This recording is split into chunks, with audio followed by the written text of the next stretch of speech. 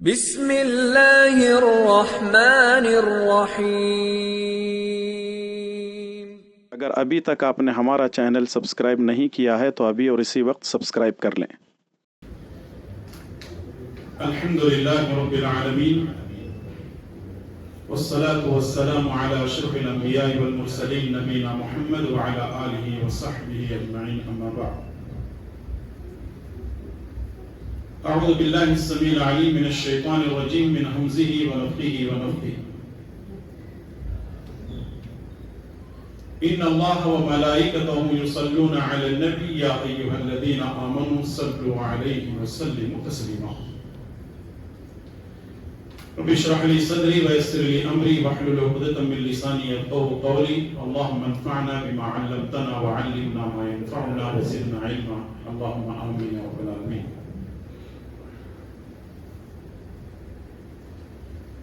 تعریفوں کے لائق اللہ ہی کی ذات ہے، اور درود و سلام ہو میرے اور آپ کے پیارے نبی امام الانبیاء والمرسلین جناب محمد رسول اللہ صلی اللہ علیہ وسلم کی ذات مقدسہ پر۔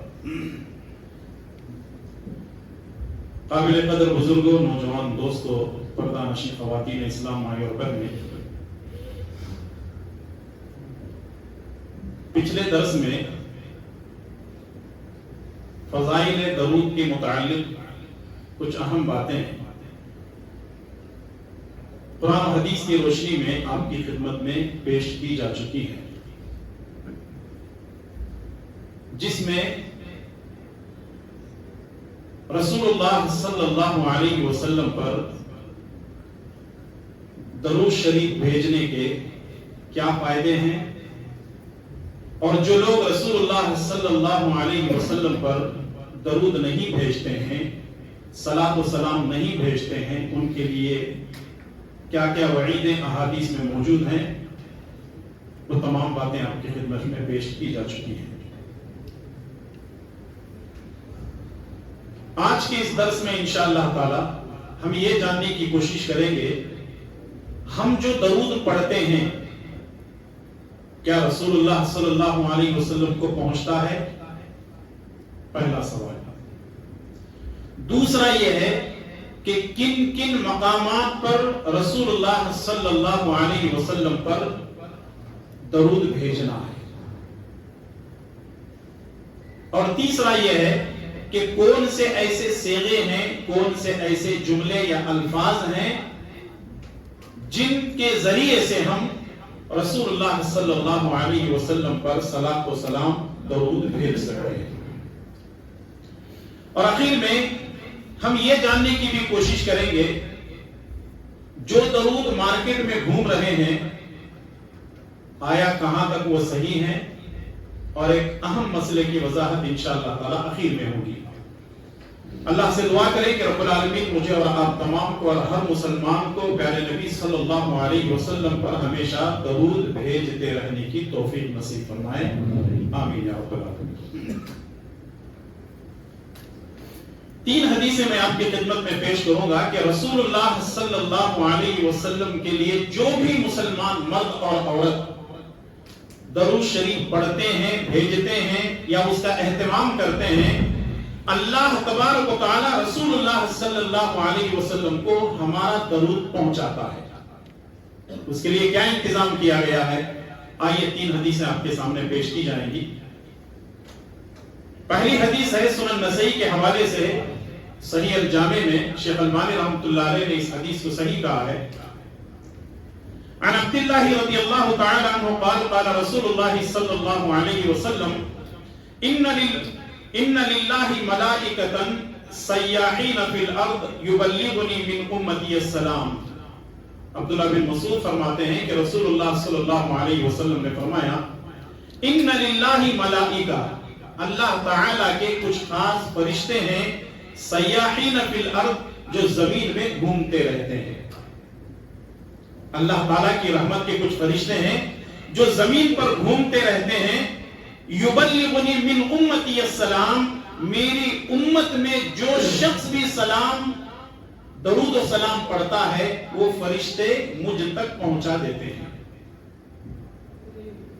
کتنے خوش نصیب ہیں وہ لوگ جو درود پڑھتے تو ہیں لیکن اللہ تبارک و تعالیٰ نے پیارے نبی صلی اللہ علیہ وسلم کے لیے ایسے فرشتوں کا انتظام کیا ہے کہ وہ ہر جگہ گھومتے پھرتے رہتے ہیں، اور جہاں کوئی بھی اللہ کا بندہ یا بندی نبی پر درود پڑھتے ہیں تو اللہ تعالیٰ کے فرشتے نبی کریم صلی اللہ علیہ وسلم کو پہنچاتے ہیں۔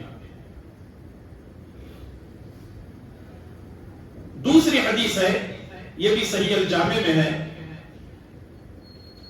ابو بکر صدیق رضی اللہ تعالیٰ عنہ فرماتے ہیں رسول اللہ صلی اللہ علیہ وسلم نے فرمایا اکثر الصلاۃ علیہ، میرے اوپر زیادہ سے زیادہ درود پڑھتے رہا کرو، فإن اللہ وکل بی ملکا عند قبری، کیونکہ اللہ تبارک و تعالیٰ نے میری قبر کے پاس ایسے فرشتوں کا انتظام کیا ہے، فَإِذَا صَلَّى عَلَيَّ رَجُلٌ مِّنْ أُمَّتِي، جب میری امت میں سے کوئی بھی شخص مجھ پر درود پڑھتا ہے یا بھیجتا ہے، قال لي ذلك الملك، تو وہ فرشتہ مجھ سے کہتا ہے یا محمد، اے محمد صلی اللہ علیہ وسلم، ان فلان ابن فلان صلی علیک الساعة، فلان ابن فلان نے آپ کو ابھی اور اس وقت یا فلاں وقت میں آپ پر درود پڑھا ہے یا درود بھیجا ہے۔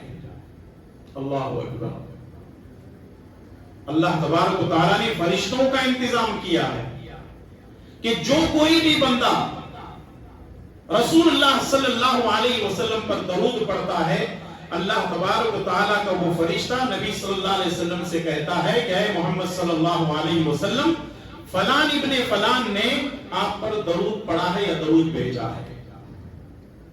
اس سے یہ معلوم ہوا کہ رسول اللہ صلی اللہ علیہ وسلم کو ہمارا درود پہنچایا جاتا ہے۔ تیسری حدیث مسند احمد میں موجود ہے اور شیخ البانی رحمۃ اللہ علیہ نے اس روایت کو صحیح کہا ہے۔ ابو ہریرہ رضی اللہ تعالیٰ عنہ اس حدیث کے راوی ہیں، رسول اللہ صلی اللہ علیہ وسلم نے فرمایا لا تتخذوا قبری عیدا، میری قبر کو میلے کی جگہ نہ بنانا، میری قبر کو عید کی جگہ نہ بنانا، میری قبر کو میلہ یا عید کی جگہ نہ بنانا، ولا تجعلوا بیوتکم قبورا، اور اپنے گھروں کو قبرستان نہ بناؤ، اپنے گھروں کو قبرستان نہ بناؤ۔ کیا مطلب ہے اس کا؟ جس گھر میں قرآن کی تلاوت نہیں ہوتی، جس گھر میں نماز نہیں پڑھی جاتی، جس گھر میں اللہ کی عبادت نہیں ہوتی، وہ کیا ہے؟ قبرستان ہے۔ اس کا مطلب یہ ہے کہ ہمارے اپنے گھروں کے اندر قرآن کی تلاوت، ذکر و اذکار اور نمازوں کی پابندی ہونا چاہیے۔ آگے نبی کریم صلی اللہ علیہ وسلم نے فرمایا وَحَيْثُ كُنْتُمْ فَصَلُّوا عَلَيَّ، تم جہاں کہیں بھی رہو مجھ پر درود بھیجتے رہو، فَإِنَّ صَلَاتَكُمْ تَبْلُغُنِي، کیونکہ تم جو مجھ پر درود بھیجتے ہو وہ مجھ تک پہنچایا جاتا ہے۔ تینوں حدیثوں کو سامنے رکھیں۔ پہلی حدیث میں یہ معلوم ہوا کہ اللہ کے فرشتے گھومتے رہتے ہیں اور جو کوئی بھی نبی پر درود پڑھتا ہے رسول اللہ صلی اللہ علیہ وسلم تک پہنچایا جاتا ہے۔ دوسری حدیث میں یہ معلوم ہوا کہ جو بندہ یا بندی درود پڑھتے ہیں اللہ تعالیٰ کا فرشتہ نبی صلی اللہ علیہ وسلم کو پہنچاتا ہے۔ اور تیسرا یہ ہے کہ رسول اللہ صلی اللہ علیہ وسلم نے فرمایا تم جہاں کہیں بھی رہو درود پڑھتے رہو وہ مجھ تک پہنچایا جاتا ہے۔ اب اہم چیز جو سمجھنے والی یہ ہے، ان تمام حدیثوں کو سامنے رکھتے ہوئے بعض لوگوں نے یہ عقیدہ نکالا کہ رسول اللہ صلی اللہ علیہ وسلم اپنی قبر میں باحیات میں زندہ ہیں۔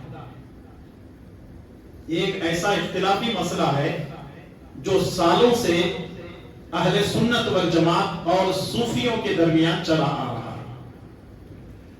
جو صوفیہ ہیں وہ یہ کہتے ہیں کہ رسول اللہ صلی اللہ علیہ وسلم قبر میں زندہ ہیں، لیکن اہل سنت والجماعت کا عقیدہ یہ ہے کہ رسول اللہ صلی اللہ علیہ وسلم اپنی قبر میں زندہ نہیں ہے۔ شاید آپ کو تعجب ہو رہا ہوگا نا، اہل سنت والجماعت صوفی، اصل میں کچھ لوگوں نے یہ ٹائٹل اپنے نام رکھ لیا ہے، حالانکہ اہل الشرک والبدع ہیں، لیکن وہ اپنے آپ کو کیا کہتے ہیں؟ اہل السنہ والجماعہ کہتے ہیں۔ تو صرف ٹائٹل رکھ لینے سے، نام رکھ لینے سے لوگ اہل سنت والجماعت نہیں ہوتے۔ امام احمد بن حنبل رحمۃ اللہ علیہ فرماتے ہیں کہ اہل السنہ والجماعت کا عقیدہ یہ ہے کہ وہ کتاب و سنت پر عمل کرتے ہیں، لیکن یہاں کتاب و سنت کو چھوڑ کر کے لوگ اپنا ٹائٹل رکھ رہے ہیں، یہ بہت ہی بری بات ہے، کوئی اچھی بات نہیں ہے۔ اب جن لوگوں کا یہ عقیدہ ہے کہ رسول اللہ صلی اللہ علیہ وسلم اپنی قبر میں زندہ ہیں، یہ بہت ہی غلط عقیدہ ہے، یا دوسرے معنی میں کہہ سکتے ہیں یہ ایک ایسا عقیدہ ہے جو ہمارے ایمان سے ٹکراتا ہے۔ ذرا یہ دو اقوال آپ کے سامنے میں پیش کر دیتا ہوں۔ حافظ ذہبی رحمۃ اللہ علیہ اپنی کتاب سیر اعلام النبلاء کے اندر لکھتے ہیں وَهُوَ حَيٌّ فِي لَحْدِهِ حَيَاتًا مِثْلَهُ فِي الْبَرْزَخِ، رسول اللہ صلی اللہ علیہ وسلم اپنی قبر میں برزخی طور پر زندہ ہیں۔ رسول اللہ صلی اللہ علیہ وسلم اپنی قبر میں برزخی طور پہ زندہ ہیں۔ کیا مطلب اس کا؟ انسان جب مر جاتا ہے اور مرنے کے بعد جب اس کو قبر میں اتار کر کے آ جاتے ہیں تو وہاں سے انسان کی ایک نئی زندگی شروع ہوتی ہے، اس کو کہتے ہیں عالم برزخ۔ عالم برزخ اس لیے کہتے ہیں کہ وہ ہماری نظروں سے چھپی ہوئی ہے، ہماری نظروں سے وہ زندگی چھپی ہوئی ہے۔ جتنے لوگ جو ہے مرتے ہیں، چاہے مسلم ہو، کافر ہو، مشرک ہو، بدعتی ہو، بے ایمان ہو، ملحد ہو، دہریہ ہو، کمیونسٹ ہو، جتنے لوگ مرتے ہیں وہ وہاں زندے ہیں۔ یہ نہیں ہے کہ صرف مسلمان زندے ہیں، بلکہ عالم برزخ میں سارے کے سارے وہاں پر موجود ہیں۔ ان کی ایک دنیا ہے، وہ روحوں کی دنیا ہے، وہ عالم برزخ میں ہے۔ لیکن کچھ لوگ یہ کہتے ہیں کہ نہیں، نبی صلی اللہ علیہ وسلم قبر میں ویسا زندے ہیں، ویسے زندہ ہیں جیسے دنیا میں زندہ تھے۔ یہ سراسر غلط عقیدہ ہے جو عقیدے سے ٹکراتا ہے۔ اس کی ایک بہت بڑی لمبی تفصیل ہے، لیکن آئیے سعودی عرب کے ایک بہت بڑے جلیل القدر عالم ہیں جن کا نام ہے شیخ صالح الفوزان حفظہ اللہ، جو آج بھی ماشاءاللہ باحیات ہیں۔ وہ کہتے ہیں الذي يقول ان حیاته في البرزخ مثل حیاته في الدنيا كاذب وهذه مقالة الخرافین۔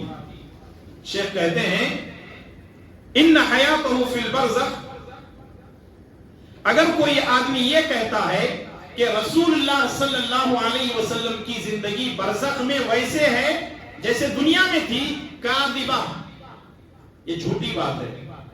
اور آگے فرماتے ہیں وَهَذَا مَقَالَةُ الْخُرَافِينَ، اور یہ خرافیوں کی باتیں ہیں۔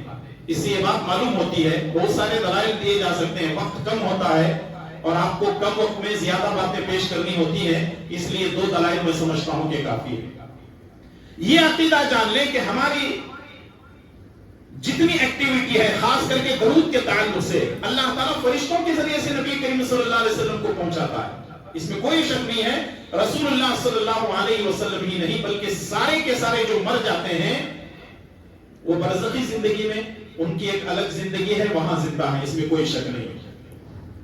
ہندوستان کے ایک ایسے عالم، اگر میں نام بولوں گا تو جھگڑا ہوگا، انہوں نے یہاں تک اپنی کتاب میں لکھا ہے کہ رسول اللہ صلی اللہ علیہ وسلم اپنی قبر میں زندہ ہیں اور آپ کی قبر میں آپ کو بیویاں پیش کی جاتی ہیں۔ لا حول ولا قوت الا باللہ۔ ایسے عقیدے لے کر کے مسلمان جی رہے ہیں، یہ اتنا غلط عقیدہ ہے، اتنا جو ہے کفریہ عقیدہ ہے یہ، کہ لوگ اس کو جو ہے دین سمجھ رہے ہیں۔ میرے بھائیو اور دوستو، انسان مر گیا اس دنیا سے، اس کے سارے تعلقات ختم ہو جاتے ہیں، اور یہ نبی کا خاصہ ہے۔ اور یہاں میں آپ کو یہ بتا دوں، لوگ نبی کو قبر میں زندہ کیوں رکھ رہے ہیں؟ لوگ قبر میں نبی کو زندہ اس لیے رکھ رہے ہیں کیونکہ ان کو قبر میں اولیاء کو بھی زندہ رکھنا ہے۔ انہوں نے چور دروازہ کھولا اور پھر اس کے بعد یہ کہتے ہیں کہ اولیاء کرام کی قبروں کے اندر زندہ ہیں۔ میرے بھائیو اور دوستو، دنیا کی زندگی نہیں ہے، وہ برزخی زندگی ہے، وہاں وہ اپنے انداز سے جی رہا ہے۔ نیک ہے تو ان کے ساتھ اچھا سلوک ہو رہا ہے، بد ہے تو ان کے ساتھ برا سلوک ہو رہا ہے. جیسے رسول اللہ صلی اللہ علیہ وسلم نے فرمایا کہ انسان اپنی قبر میں آزمایا جاتا ہے، انسان اپنی قبر میں آزمایا جاتا ہے. اچھا ہے تو اس کے لیے جنت کی کھڑکیاں کھول جاتی ہیں، اور اگر برا ہے تو وہیں اس کی پٹائی دھلائی شروع ہو جاتی ہے، وہیں سے اس کے لیے عذابات کے دروازے، جہنم کے دروازے کھول دیے جاتے ہیں. اللہ تعالی ہم سب کی حفاظت فرمائے. آمین.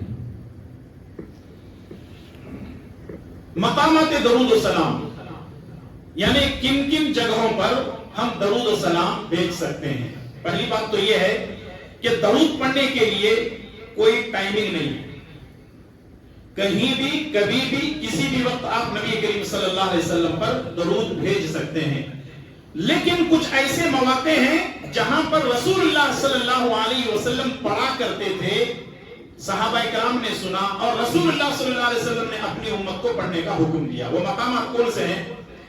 سب سے پہلی بات تو یہ ہے کہ صحیح مسلم کی جو روایت ہے وہ یہ ہے کہ رسول اللہ صلی اللہ علیہ وسلم نے مسجد میں داخل ہونے اور مسجد سے باہر نکلنے کی دعا بیان فرمائی.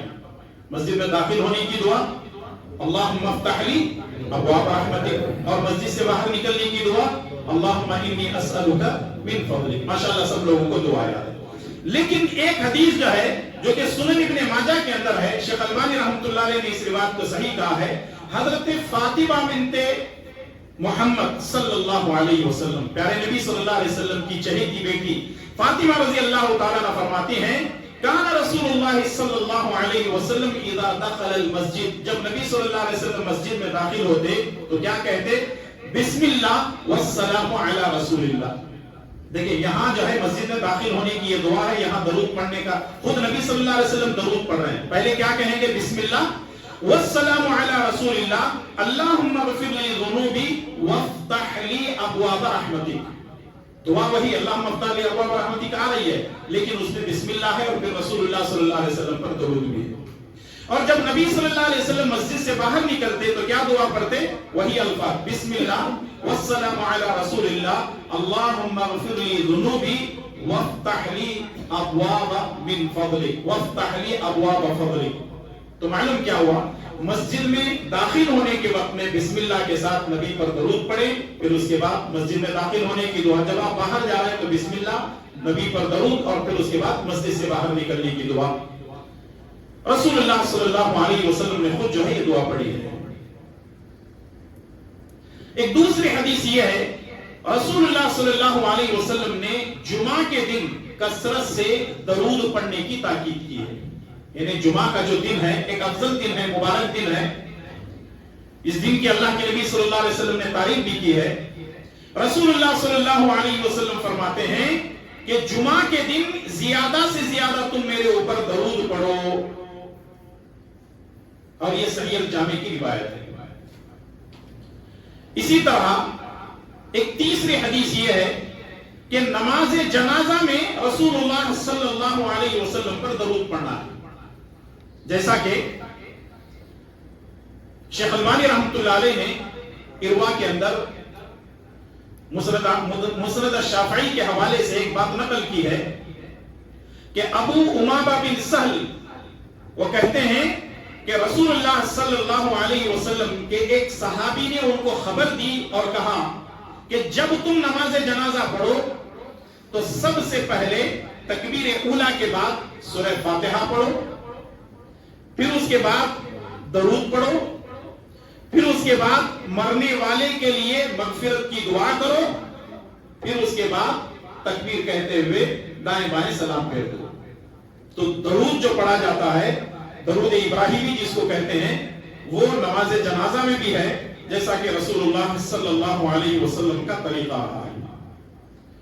چوتھے نمبر پر حالت نماز میں تشہد کی حالت میں رسول اللہ صلی اللہ علیہ وسلم پر درود بھیجنا ہے.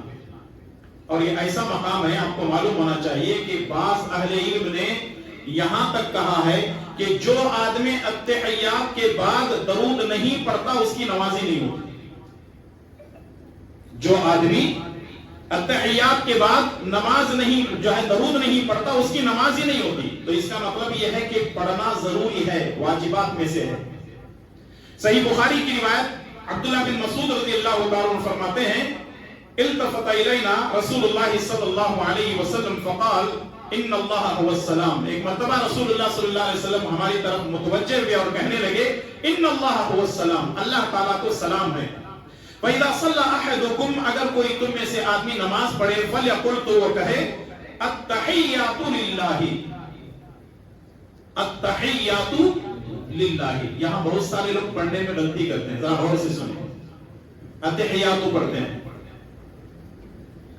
ہم لوگ, جب بچوں کو بھی سکھاتے ہیں تو اس کا پروننسیشن صحیح نہیں ہوتا ہے, تو وہ معنی صحیح ہونے کے بجائے معنی بگڑ جاتا ہے.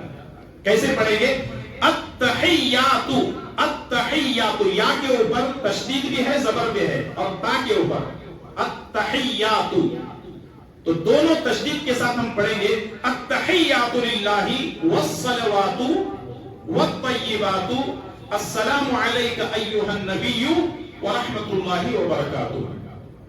السلام علینا وعلی عباد اللہ الصالحین, اشہد ان لا الہ الا اللہ واشہد ان محمدا عبدہ ورسولہ. تو یہ وہ مقام ہے کہ رسول اللہ صلی اللہ علیہ وسلم پر ہم کو درود پڑھنا ہے. پانچویں حدیث ہے رسول اللہ صلی اللہ علیہ وسلم کے لیے درود پڑھتے ہوئے وسیلہ مانگنا. رسول اللہ صلی اللہ علیہ وسلم پر درود پڑھتے ہوئے وسیلہ مانگنا, یہ حدیث بڑی اہم ہے, بہت سارے مسائل اس میں پیش کیے جانے ہیں. صحیح مسلم کی حدیث ہے, حضرت عبداللہ بن عمر بن عاص رضی اللہ تعالیٰ عنہ فرماتے ہیں کہ میں نے رسول اللہ صلی اللہ علیہ وسلم کو فرماتے ہوئے سنا اذا سمعتم المؤذن فقولوا مثل ما يقول, جب تم اذان سنو تو ویسے کہو جیسے مؤذن کہتا ہے. صرف حی علی الصلاۃ حی علی الفلاح کی جگہ پر کیا کہنا ہے؟ لا حول ولا قوت الا باللہ, وہ تو ماشاءاللہ معلوم ہے نا. رسول اللہ صلی اللہ علیہ وسلم نے فرمایا جب تم مؤذن کی اذان کی آواز سنو تو تم کو کرنا کیا ہے؟ ویسے کہو جیسے مؤذن کہتا ہے. ثم صلوا علی, پھر اس کے بعد میرے اوپر درود پڑھو, پھر اس کے بعد میرے اوپر درود پڑھو. فإنه من صلى علی صلاة صلی اللہ علیہ بها 10, کیونکہ جو آدمی میرے اوپر ایک مرتبہ درود پڑھتا ہے تو اللہ تبارک و تعالیٰ اس پر 10 رحمتیں نازل کرتا ہے. پھر آگے نبی صلی اللہ علیہ وسلم نے فرمایا ثم صلوا اللہ لی الوسیلہ, پھر اس کے بعد اللہ تعالیٰ سے میرے لیے وسیلہ طلب کرو. اللہ تعالیٰ سے میرے لیے وسیلہ طلب کرو. فإنها منزلة فی الجنہ, اور یہ جنت میں ایک مقام کا نام ہے, جنت میں ایک جگہ کا نام ہے, یہ ایک گریڈ ہے وسیلہ. یہ تم اللہ تعالیٰ سے میرے لیے طلب کرو, اور مجھے امید ہے کہ اللہ تبارک و تعالیٰ مجھے ہی وہ وسیلہ دے گا. اور اگر کوئی آدمی میرے لیے اللہ سے وسیلہ مانگتا ہے تو کل قیامت کے دن میں اس کی سفارش کروں گا, میں اس کی شفاعت کروں گا. اس میں بہت سارے مسئلے ہیں, ذرا یہ اس کی میں وضاحت کرنا چاہتا ہوں, اور بہت ساری غلط فہمیاں بھی اس کے اندر جو ہے اس دعا کے تعلق سے پائی جاتی ہیں. میں حدیث دوبارہ پیش کر دیتا ہوں. رسول اللہ صلی اللہ علیہ وسلم نے فرمایا اگر مؤذن اذان دے تو تم ویسے کہو جیسے مؤذن کہتا ہے. پھر اس کے بعد مجھ پر درود پڑھو, جو آدمی ایک مرتبہ درود پڑھتا ہے اللہ تعالیٰ اس پر 10 رحمتیں نازل کرتا ہے. پھر اس کے بعد میرے لیے اللہ سے وسیلہ طلب کرو. وسیلہ جنت میں ایک مقام کا نام ہے, اللہ تعالیٰ کسی ایک بندے کو وہ دے گا, مجھے امید ہے کہ اللہ تعالیٰ وہ مجھے ہی دے گا. اور جو آدمی میرے لیے وسیلہ طلب کرتا ہے کل قیامت کے دن میں اس کی شفاعت کروں گا. دعا کرو اللہ تعالیٰ ہمیں بھی نبی کریم صلی اللہ علیہ وسلم کی شفاعت نصیب فرمائے. آمین. پہلی بات اس حدیث سے معلوم ہوئی کہ اذان کا جواب دینا چاہیے, سوائے حی علی الصلاۃ حی علی الفلاح کے لا حول ولا قوت الا باللہ ہم پڑھیں گے. نمبر 2, اذان کے بعد درود پڑھنا چاہیے. اذان کے بعد درود پڑھنا چاہیے. اذان سے پہلے پڑھ سکتے ہیں, یہ تھوڑا ٹیڑھا سوال ہے, جلدی سمجھ میں آنے والا نہیں. دیکھیے جس وقت جو کام نبی نے کرنے کا حکم دیا ہے اتنا ہی کرنا ہے. ہم اپنے طرف سے کوئی چیز اضافہ نہیں کر سکتے, اور اگر ہم اضافہ کرتے ہیں تو اس کا مطلب یہ ہے کہ اسی کو بدعت کہا جاتا ہے. اذان سے پہلے جو درود پڑھا جاتا ہے وہ خلاف سنت ہے, اور جو خلاف سنت ہے وہ کیا ہوگا؟ وہ چیز بدعت ہوگی. اچھا, پہلی چیز. دوسری چیز یہ ہے کہ اذان سے پہلے جو درود پڑھا جاتا ہے وہ درود میڈ ان مکہ یا میڈ ان مدینہ نہیں ہے, وہ درود میڈ ان انڈیا پاکستان ہے. الصلاۃ والسلام علیکہ یا رسول اللہ یا حبیب اللہ, پتہ نہیں وہ کتنا درود پڑھتے ہیں. حالانکہ یا رسول اللہ یا حبیب اللہ یہ جو ہے یا کے ذریعے سے جو پکارا جاتا ہے رسول اللہ صلی اللہ علیہ وسلم کو, سراسر غلط ہے. کیونکہ رسول اللہ صلی اللہ علیہ وسلم اس دنیا سے جا چکے ہیں, آپ کا انتقال ہو چکا ہے. اگر ہم یہ کہتے ہیں یا رسول اللہ, اے اللہ کے رسول, اس کا مطلب آپ کا سامنے رہنا ضروری ہے, آپ تو دنیا میں نہیں ہیں.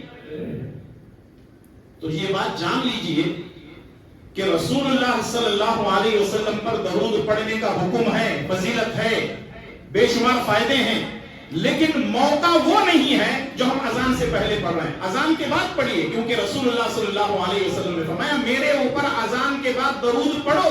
تو یہاں پڑھنا سنت ہے, اور یہاں پورا مکمل درود ہم کو پڑھنا ہے. تیسری چیز یہ ہے کہ اللہ تعالیٰ 10 رحمتیں نازل کرتا ہے. چوتھی چیز یہ ہے کہ جنت میں ایک مقام ہے جس کا نام ہے وسیلہ. اور پانچویں چیز یہ ہے کہ ہم کو اللہ سے یہ دعا کرنا ہے کہ اے اللہ یہ جو وسیلہ مقام ہے نا تیرے پاس جنت میں, وہ ہمارے نبی کو دے. ہم کس سے مانگ رہے ہیں؟ ہم کس سے مانگ رہے ہیں؟ کیا مانگ رہے ہیں؟ وسیلہ. اور کس کو دے رہے ہیں؟ رسول اللہ صلی اللہ علیہ وسلم. اب کچھ لوگوں نے یہ سمجھا ہے آتی محمد الوسیلہ, جیسے ہم دعا پڑھتے ہیں اذان کے بعد کی دعا کیا ہے؟ اللهم رب هذه الدعوة التامة والصلاة القائمة آتي محمدا الوسيلة والفضيلة وابعثه مقاما محمودا الذي بعثته. اب کچھ لوگ یہ سمجھتے ہیں آتی محمدا الوسيلة, غلط فہمی دیکھیں کیسے پیدا ہوتی ہے. آتی محمدا الوسيلة, اے اللہ تو محمد کے وسیلے سے دعا قبول فرما. ایسا نہیں ہے, اے اللہ تو یہ وسیلہ جو مقام جنت میں تیرے پاس ہے وہ درجہ میرے نبی محمد صلی اللہ علیہ وسلم کو عطا کر. ہم اللہ سے مانگ کر کے وہ وسیلے والا مقام اپنے نبی کو دینا چاہتے ہیں. لوگ غلط فہمی کا شکار ہو کر کے کہتے ہیں کہ نبی کے وسیلے سے دعا کرنا چاہتے ہیں. اللہ تبارک و تعالیٰ کسی وسیلے کا محتاج نہیں ہے. کچھ لوگ صدقے طفیل اور وسیلے کے نام سے, یہ بھی ایک درس ہے انشاءاللہ تعالیٰ رمضان میں کبھی پیش کریں گے, مکمل ایک ٹاپک ہے یہ. ایسا نہیں سرسری باتیں چھوڑ کر کے ہم آپ کو جو ہے ایسے ہی نکل جائیں گے تو مسئلہ سمجھ میں آنے والا نہیں. لیکن چونکہ یہاں بات آئی ہے اس لیے میں سمجھا ہوں. تو معلوم کیا ہوا, وسیلہ جنت میں ایک مقام ہے جو اللہ تعالیٰ نے کسی مخصوص بندے کے لیے, ایک نبی کے لیے رکھا ہے. اور نبی صلی اللہ علیہ وسلم فرماتے ہیں کہ مجھے امید ہے کہ اللہ تعالیٰ مجھے دے گا. تو اللہ کے نبی صلی اللہ علیہ وسلم کہہ رہے ہیں اپنی امت سے تم اللہ سے یہ دعا کرو کہ وہ وسیلہ مجھے مل جائے. اگر تم ایسی دعا میرے لیے کرتے ہو تو کل قیامت کے دن میں تمہاری کیا کروں گا؟ شفاعت کروں گا, سفارش کروں گا. اور ماشاءاللہ ہم لوگ پڑھتے بھی ہیں, پڑھتے ہیں نا. اسی لیے کہا جاتا ہے کہ جب اذان ہوتی ہے تو سننا بھی ہے, جواب دینا بھی ہے, اور اس کی بہت ساری باتیں اور بھی جو ہے موجود ہیں. چلیے آگے بڑھتے ہیں. اب رسول اللہ صلی اللہ علیہ وسلم سے ثابت شدہ مسنون درود, یعنی کتنے درود ہیں جو رسول اللہ صلی اللہ علیہ وسلم پر پڑھ سکتے ہیں. بعض اہل علم نے اپنی کتابوں میں 10 لکھا ہے, کسی نے 12 لکھا ہے, کسی نے 15 لکھا ہے. یعنی اتنے درود کے الگ الگ الفاظ ہیں, الگ الگ صیغے ہیں, دعائیں.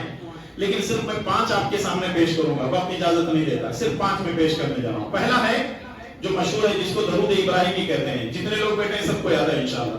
اللهم صل علی محمد وعلى ال محمد كما صليت على ابراہیم وعلى ال ابراہیم انك حمید مجید. اللهم بارك على محمد وعلى ال محمد كما باركت على ابراہیم وعلى ال ابراہیم انك حمید مجید. اور یہ صحیح بخاری اور صحیح مسلم میں ہے. دوسرا درود ہے اللہم صلی علی محمد وعلی آل محمد کما صلیت علی آل ابراہیم وبارک علی محمد وعلی آل محمد کما بارکت علی آل ابراہیم فی العالمین انک حمید مجید. اور یہ صحیح مسلم میں ہے. درود نمبر 3 اللہم صلی علی محمد وازواجہ وذریاتہ کما صلیت علی آل ابراہیم وبارک علی محمد وازواجہ وذریتہ کما بارکت علی آل ابراہیم انک حمید مجید. اور یہ بخاری میں ہے. چوتھا درود اللہم صلی علی محمد وعلی آل محمد وبارک علی محمد وعلی آل محمد کما بارکت علی ابراہیم فی العالمین انک حمید مجید. اور یہ مسند احمد میں ہے. سند کے اعتبار سے یہ صحیح ہے. پانچواں جو درود ہے وہ بڑا اہم ہے. جب ہم لوگ بیان کرتے رہتے ہیں تو آپ لوگ کیا بولتے ہیں؟ چھوٹا درود کیا بولتے ہیں؟ صلی اللہ علیہ وسلم. اس کی کوئی دلیل ہے کیا؟ یاد رکھیے دلیل میں دے رہا ہوں آپ کے سامنے. جب رسول اللہ صلی اللہ علیہ وسلم معراج پر گئے تھے، اور یہ صحیح مسلم میں موجود ہے، رسول اللہ صلی اللہ علیہ وسلم جب معراج میں گئے تھے تو تیسرے آسمان پر دروازہ کھٹکھٹایا گیا. اس کا مطلب یہ ہے کہ یہ جو ساتوں آسمان ہیں، ایک آسمان سے دوسرے آسمان میں جانے کے لیے باقاعدہ گیٹ موجود ہے. پہلے چیکنگ ہوتی ہے. اگر گیٹ کھٹکھٹاتے ہیں تو اندر سے آواز آتی ہے کون ہے بھائی؟ تو رسول اللہ صلی اللہ علیہ وسلم کو لے کر جب جبرائیل گئے تیسرے آسمان پر پہنچے تو اندر سے آواز آئی من معک. پہلے پوچھا گیا کون ہے تم؟ انہوں نے کہا جبرائیل. من معک، جبرائیل تمہارے ساتھ کون ہے؟ تو جبرائیل السلام نے کہا محمد صلی اللہ علیہ وسلم. کون ہے میرے ساتھ؟ محمد صلی اللہ علیہ وسلم. اسی حدیث کو دلیل بنا کر اہل علم نے کہا ہے کہ یہ صلی اللہ علیہ وسلم چونکہ جبرائیل علیہ السلام نے کہا تھا، اور جبرائیل اپنی مرضی سے نہیں کہتے ہیں، اللہ کے حکم سے کہتے ہیں. اور یہ دلیل بنتی ہے کہ اگر کوئی آدمی جو ہے کم سے کم چھوٹا درود اگر پڑھنا چاہتا ہے تو وہ صلی اللہ علیہ وسلم پڑھ سکتا ہے، جیسا کہ حضرت جبرائیل علیہ السلام نے پڑھا ہے. تو دو چیزیں آپ کے سامنے، دو یا تین چیزیں آ گئی ہیں. ایک تو یہ ہے کہ رسول اللہ صلی اللہ علیہ وسلم تک ہمارا درود و سلام پہنچایا جاتا ہے، اور دوسرے یہ ہے کہ کن کن مقامات پر ہم لوگوں کو درود پڑھنا ہے، وہ چیزیں آ گئی. اور تیسری چیز یہ ہے کہ درود کے صیغے الفاظ کون سے ہیں. چوتھی اور آخری بات، کچھ لوگ ایسے ہیں جو ایسا درود بنا کر کے بیٹھے ہیں جس کا سر پیر کچھ نہیں، یعنی وہ نہ قرآن میں ہے نہ حدیث میں ہے، یہ اپنے طرف سے بنائے ہوئے ہیں. میں نے جب تلاش کیا تو اہل علم نے باقاعدہ اس کے نام لکھے ہیں، اور وہ نام کتنے ہیں بڑے عجیب ہیں. 12 درود ہیں جو ڈپلیکیٹ ہیں، جس کا کوئی رسول اللہ صلی اللہ علیہ وسلم سے ثبوت نہیں ہے. نمبر 1 درود شفاعت، نمبر 2 درود غوثیہ، نمبر 3 درود لکھی، نمبر 4 درود تاج، نمبر 5 درود تنجیہ، نمبر 6 درود ہزارہ، اور نمبر 7 درود ماہی، نمبر 8 درود عبدوسی، نمبر 9 درود خضری، نمبر 10 درود ناریہ، نمبر 11 درود قوامل، اور نمبر 12 درود زیارت. اس کے علاوہ بھی اور مارکیٹ میں موجود ہیں. درود غوثیہ باقاعدہ لوگوں نے بنایا ہوا ہے. شیخ عبد القادر جیلانی رحمۃ اللہ علیہ کے نام پر بھی درود موجود ہے. اور یہ کتاب ہے مارکیٹ کے اندر جو لوگ بڑی اہمیت اس کو دیتے ہیں، اس کا نام ہے گنج العرش. اور یہ عربی لفظ نہیں، گنج مانے خزانہ. گنج کس کو بولتے ہیں؟ اصل میں فارسی ہے. گنج العرش، عرش کا خزانہ. جب یہ کتاب کا نام ہی فارسی میں لکھا ہوا ہے، اس کے اندر کیا عربی ہوگا؟ اور اگر لکھا ہوا بھی اس کے اندر ہے تو وہ سارے کے سارے درود ایسے ہیں کہ جس کا رسول اللہ صلی اللہ علیہ وسلم سے کوئی ثبوت نہیں ہے. تو وہ عمل جو نبی کریم صلی اللہ علیہ وسلم نے نہیں کیا ہے تو ہم کو بھی کرنا نہیں ہے. آخری بات جو بتانے جا رہا ہوں بڑی اہم ہے، ذرا غور سے سنو، لیکن تھوڑا سا کڑوی ہے، لیکن میں اس کو تھوڑا سا میٹھی بنا کر کے پیش کرنے کی کوشش کروں گا. وجہ یہ ہے کہ کبھی کبھی ایسا ہوتا ہے کہ کچھ چیز آپ سنے نہیں ہوتے ہیں، ہم جب بتاتے ہیں تو آپ کو بڑی تکلیف پہنچتی ہے۔ مسئلہ یہ ہے، اب آپ دیکھ رہے ہیں شروع رمضان سے ہماری جتنی باتیں ہو رہی ہیں قرآن کریم کی آیات سے اور پیارے نبی جناب محمد رسول اللہ صلی اللہ علیہ وسلم کی احادیث سے، نہ ہم ادھر جا رہے ہیں نہ ادھر جا رہے ہیں، نہ قصے آ رہے ہیں نہ کہانی آ رہی ہیں، نہ باپ دادا کے دین پیش کر رہے ہیں۔ کیا باتیں پیش کر رہے ہیں؟ کتابوں سنت کی روشنی میں، قرآن و حدیث کی روشنی میں باتیں پیش کر رہے ہیں۔ کل بھی آپ نے درود کی فضیلت کو سنا اور آج نے آپ نے درود کے بارے میں اتنا سب کچھ سنا۔ سب کچھ ہونے کے باوجود لوگ ہم پھر بھی ہم کو یہ کہتے ہیں کہ یہ اہل حدیث نبی کو نہیں مانتے۔ آخر اس کی وجہ کیا ہے؟ جانتے ہیں کیا وجہ ہے؟ ان لوگوں کے کچھ عقیدے ہیں کہ ایسے نبی کو ماننا ہے، ہم ویسے نہیں ماننے کی وجہ سے، یعنی انہوں نے ایک سانچہ بنایا ہوا ہے، ان کے سانچے میں ہم فٹ نہیں ہو رہے ہیں تو کہتے ہیں کہ نبی کو ہی نہیں مانتے۔ جبکہ میں اللہ کی قسم کھا کر کے یہ کہتا ہوں، الحمدللہ ہم کوئی نارمل آدمی نہیں ہے کہ جو اس طرح قسم کھا کر کے کوئی بات کہیں۔ ہم اہل حدیثوں کے اسٹیج پہ رہتے ہیں، اللہ کے فضل و کرم سے داعی اور مبلغ کے حیثیت سے کام کرتے ہیں۔ یاد رکھیے ہماری باتیں کتاب و سنت سے ہٹ کر کے نہیں ہوتی، لیکن پھر بھی لوگ ہم سے یہ کہتے ہیں کہ ہم نبی کو نہیں مانتے۔ ہم یہ کہتے ہیں اگر ہم نبی کو نہیں مانتے تو آ کر کے ہماری اذان سن لو، اشہد ان لا الہ الا اللہ کے ساتھ اشہد ان محمد رسول اللہ، آ کر کے ہماری اقامت سن لو، آ کر کے ہماری نماز دیکھ لو۔ ہمارا عقیدہ یہ ہے کہ جب تک آدمی اپنے تشہد میں نبی پر درود نہیں پڑھتا اس کی نماز ہی نہیں ہوتی۔ ہمارا یہ عقیدہ ہے۔ ہم یہ کہتے ہیں کہ نبی پر درود ہمیشہ پڑھتے رہنا چاہیے، لیکن پھر بھی لوگ کہتے ہیں کہ نبی کو نہیں مانتے۔ کوئی بات نہیں ہے، لوگوں نے نبی کو ہی نہیں مانا اور ہم سے کوئی یہ کہتا ہے کہ ہم نبی کو نہیں مانتے، کوئی بری بات نہیں ہے، قباحت نہیں۔